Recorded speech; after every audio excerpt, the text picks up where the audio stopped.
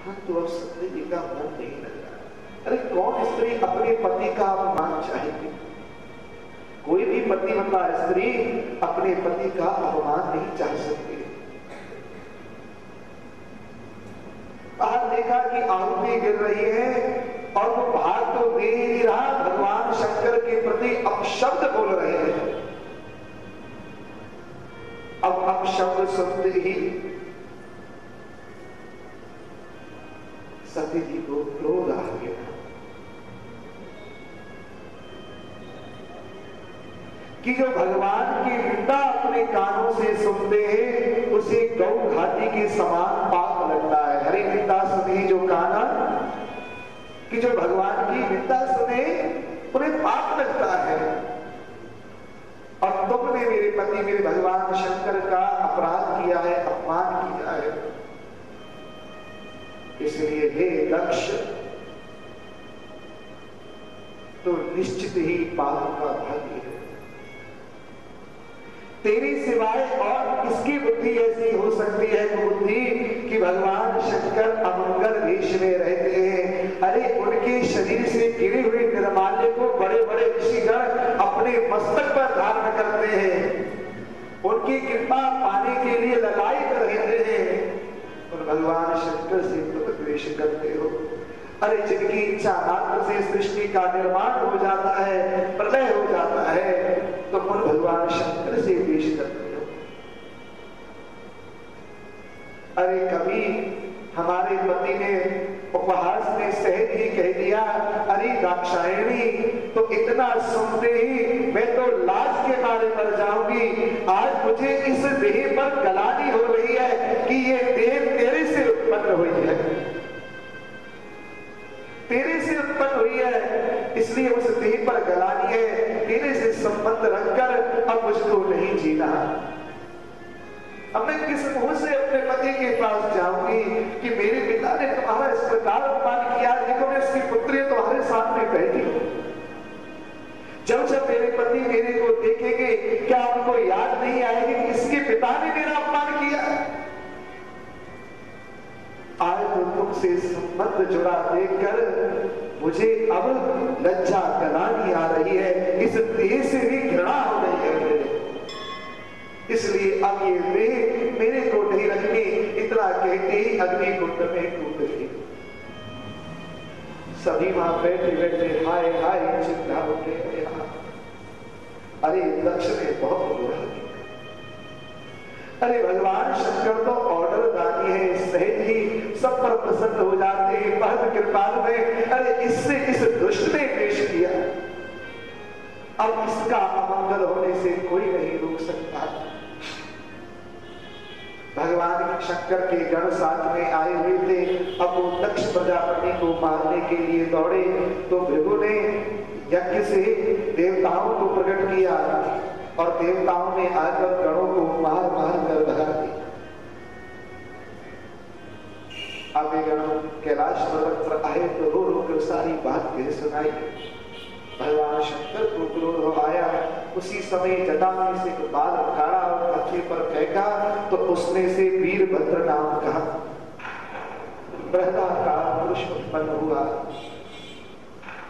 प्रणाम करके कह रहा भगवान आज्ञा दो, तो कहा कि शीघ्र से शीघ्र जाकर दक्ष प्रजापति का वध कर दो, उसके यज्ञ का दंड कर दो, विध्वंस कर दो। अब वीरभद्र के हजार भुजा की 3 नेत्र थे, लाल लाल नेत्र थे। बड़ा भयंकर त्रिशूल लेकर गणों की सेना को साथ लेकर चल।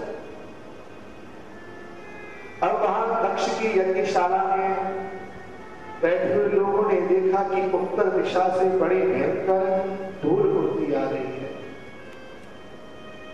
तो सभी आपस में चर्चा करने लगे, धूल कैसे उड़ रही है?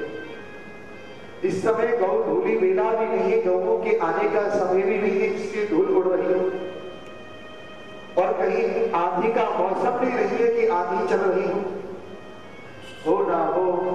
अवश्य ही इस दक्ष को अपने कर्मों का फल मिलने वाला है। और वे वहां शीघ्र पहुंचे और आकर उस व्यक्ति को विद्रोह से कर दिया। तो बुझा जब सभा में प्रवेश किया था तो अपनी दाढ़ी पर हाथ फेरकर उकसाया था दक्ष प्रजापति को, तो उनकी दाढ़ी नोच नोच दी। भगत देवता ने आंखों की सैन इशारे से दक्ष प्रजापति को इशारा किया कि भगवान शंकर बैठे हुए उस भगत देवता की आंखें निकाल। भगवान ने हमको एक एक इंद्रिय दी है सत्कर्म करने के लिए। अगर उस इंद्रिय से हम कोई बुरा काम करेंगे तो इंद्रिय हमारा साथ नहीं देगी, अगले जन्म में भगवान हमको सूरदास बना देंगे।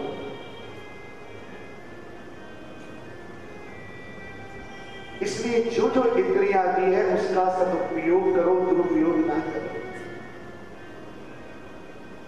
इन नेत्रों को भगवान के दर्शन करने की आदत डालो, संतों के दर्शन करने की आदत डालो, गुरुजनों के दर्शन करने की आदत डालो, क्योंकि पाप सबसे पहले प्रवेश करता है आंखों से।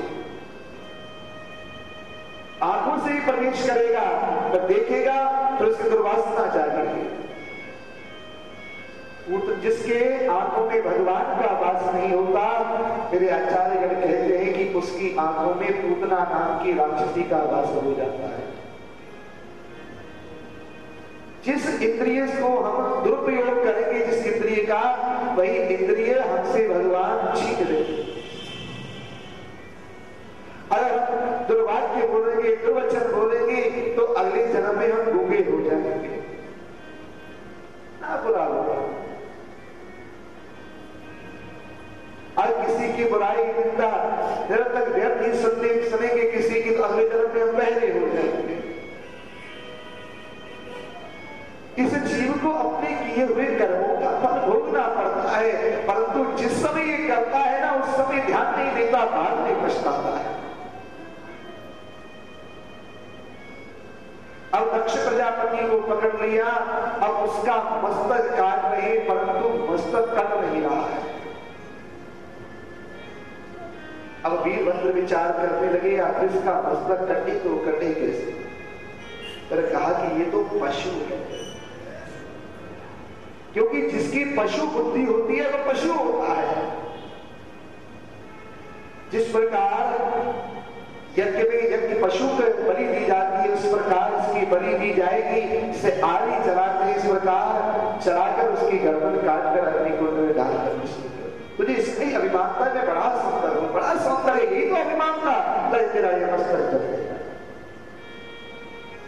यज्ञ विध्वंस हो गया, सभी देवता ब्रह्मा जी के पास पहुंचे। उस यज्ञ में ब्रह्मा जी और भगवान विष्णु नहीं गए थे, उनको पता था ये कृत्य होने वाला है। जो अभिमान की सीढ़ी पर चढ़ जाता है उसका पतन निश्चित है, उसके साथ फिर भगवान नहीं होते। भगवान तो उसी के साथ होते हैं जो विनम्र होता है, विनयी होता है। अब ब्रह्मा जी कहने लगे, देवताओं तुम बार बार भगवान शंकर को रुष्ट करोगे तो तुम्हारा कल्याण कैसे संभव होगा? शीघ्र से शीघ्र जाकर भगवान शंकर को प्रसन्न कर लो। अगर वे क्रोधित हो गए तो सृष्टि में कोई नहीं बचेगा। अरे महापुरुषों के चरणों की धूलि के बराबर तुम लोग नहीं हो। जो लोग महापुरुषों की होड़ तो कर नहीं सकते, परंतु घृणा करते रहते कि हम ऐसे क्यों नहीं होंगे, उनका हृदय पतन हो जाता है। महापुरुषों का कुछ नहीं बिगड़ता, उनका यथावत रहता, नहीं निंदा करते हैं कि ऐसा है वैसा है, परंतु कभी महापुरुषों पर फर्क पड़ता है। लोग तो मेरे राम पर उंगली उठा देते हैं, मेरे कृष्ण पर उंगली उठा देते हैं। लोगों का क्या है? लोगों का कार्य ही है दोष ढूंढना। जैसी जिसकी बुद्धि है ना, वैसे कार्य करेगा। और इस दुनिया को समझा कोई नहीं सकता, बड़ा मुश्किल है। भगवान शंकर और पार्वती की बात हो रही थी। ये दुनिया हर चीज में दोष निकालती है। चलो देखिए दुनिया के कितने चक्र। नंदी पर सवार हुए, नंदी बैल पर भगवान शंकर पार्वती भी बैठे हुए और चल रहे। सामने से एक पुरुष मिल गया, देखो देखो कैसे एक निरही प्राणी है, उसके ऊपर दोनों के दोनों ऐसे भारी भारी बैठे हुए, ये बेचारा कितना भार ढो रहा है कि बच्चा है। अरे ये भी तो जीव है।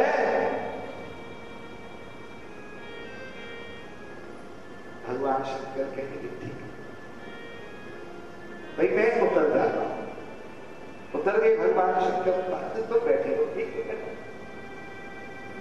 वाह, आगे दूसरा प्रश्न लग गया। देखो कैसी पतिव्रता बनी हुई है, पति देव पैदल चल रहे हैं और खुद बैठ ये कोई बात है? फिर रोक दिया। अब पार्वती कह रही स्वामी जी आप ऊपर आ जाओ, मैं नीचे आ जाता हूं। अब ऐसा आगे खोल दिया। अरे कैसे एक स्त्री पैदल चल रही है और खुद बैल पर चल रहा है, इसको तो क्या नहीं है। अब भगवान शंकर के ऊपर ये बात जब पैदल चलते हैं, पैदल चलते हैं, फिर लोग कहने लगे कितना मूर्ख है, बैल पास में धनी पैदल चल रही है। तो लोगों को समझाया नहीं जा सकती है, हर चीज में दोष निकाल लेंगे।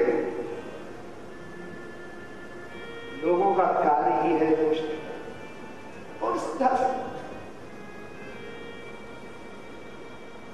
जो मेरे श्याम सुंदर पर उंगली उठा देते हैं, अरे बड़े 16,108 होता है 16,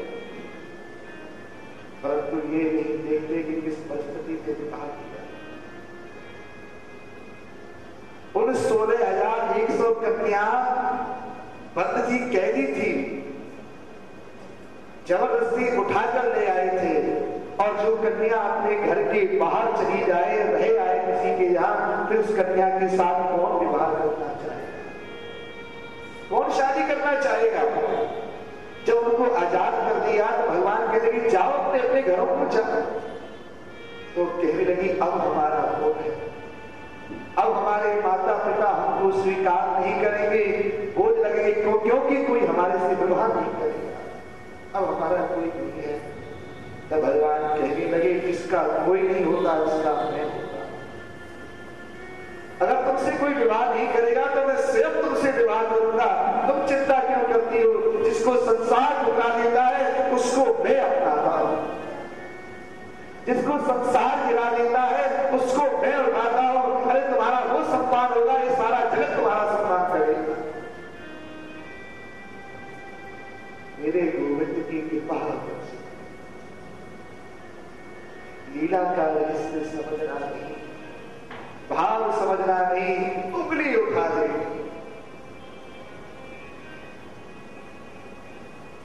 दक्ष प्रजापति अहंकार के कारण अपने सिर को गंवा बैठा है। देवताओं से कह रहे कि शीघ्र से शीघ्र जाओ, भगवान शंकर को प्रसन्न कर लो। अब देवता कहने लगे हमारी हिम्मत नहीं पड़ रही है कि उनके सामने जा सके।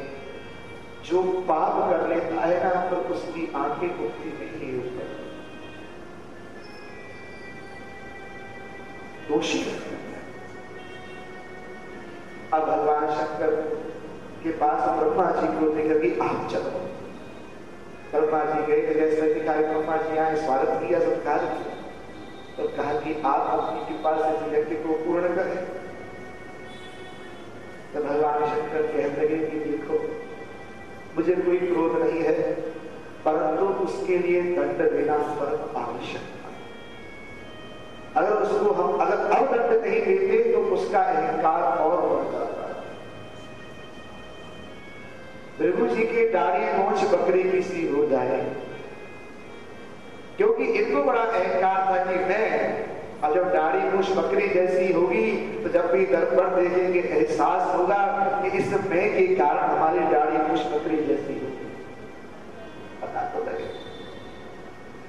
अगर देवता ये देवता की आंखों से देखेंगे, और जब उषा के दांत तोड़ दिए गए हैं, क्योंकि दांत दिखाकर हंसे थे उस समय, वे यजमान के दांतों से भोजन करें, जिनकी भुजाएं टूट गई हैं वो अश्विनी कुमार की भुजाओं से अपना कार्य करेंगे, और जिनके हाथ टूट गए वे पूषा के हाथ से कार्य करेंगे। और दक्ष प्रजापति के सिर बकरे का लगा दिया,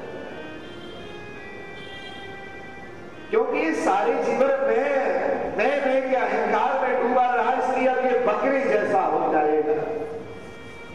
जैसे मैंने कल भी वर्णन किया, कैकेयी मां का सुनाया था